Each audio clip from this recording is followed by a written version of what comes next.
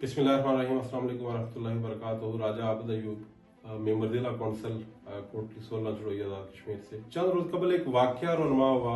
बरदर अकबर ताहिर अयूब साहब की गाड़ी पे फायरिंग हुई, मर्डर अटेम्प्ट हुई और अल्हम्दुलिल्लाह अल्लाह के फजल करम से उसमें महफूज रहे। मोटरसाइकिल सवार थे, उन्होंने गाड़ी पे फायरिंग की, स्ट्रेट पे फायरिंग की और गाड़ियाँ बिल्कुल जो गोलियाँ हैं बिल्कुल उनके शीशे को चीरती हुई उनके सामने से गुजरी।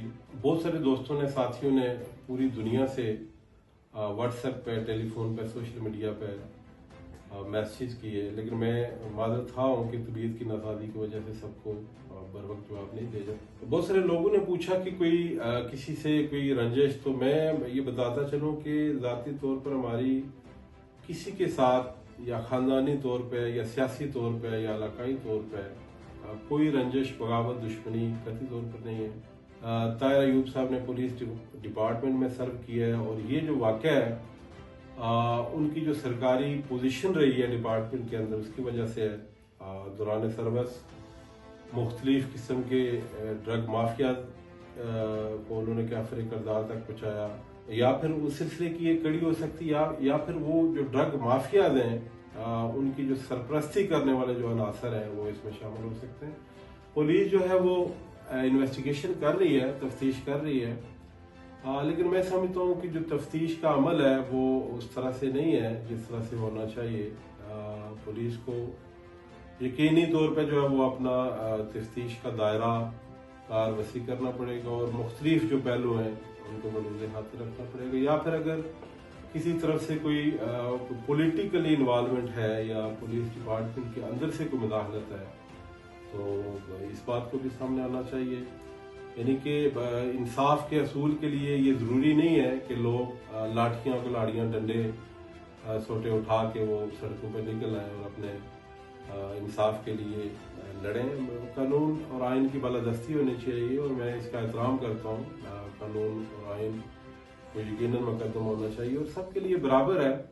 कानून बनाने वाले जो अदारे हैं वो भी इससे बालातर नहीं हो सकते हैं। तो मेरी IG आज़ाद कश्मीर से ये दरख्वास्त है कि ये जो वाक़या है, मर्डर अटेम्प्ट हुई है, दहशत गर्दी एक्ट की जो दफात हैं वो इक़दाम कत्ल के इस मुकदमा में शामिल किए जाएं और तफ्तीश का दायरा जो है वो वसी किया जाए। इसमें जितनी भी ब्लैक शीप्स हैं उन तक पहुंचा जाए, जो ड्रग माफियाज हैं उन तक पहुंचा जाए, जो जराइम पेशा अनासर हैं उन तक पहुंचा जाए और इस चीज़ को सामने आना चाहिए। मैं समझता हूँ ये एक लम्हा फिक्रिया है हमारे इलाके के लिए कि बिलामूम इस तरह के वाक़यात नहीं होते, लेकिन अगर ये वाक़या हुआ है तो इसके पीछे कौन से महरक़ात हैं। प्राइम मिनिस्टर आज़ाद कश्मीर से भी मैं ये अपील करता हूँ कि चूँकि ये मामला खालिस्तन उनके रीजन से मुतल्लिक़ है तो खुसूसी तौर पे जो है वो इस बात का ख्याल रखा जाए कि पुलिस की डिपार्टमेंट के अंदर से जो है वो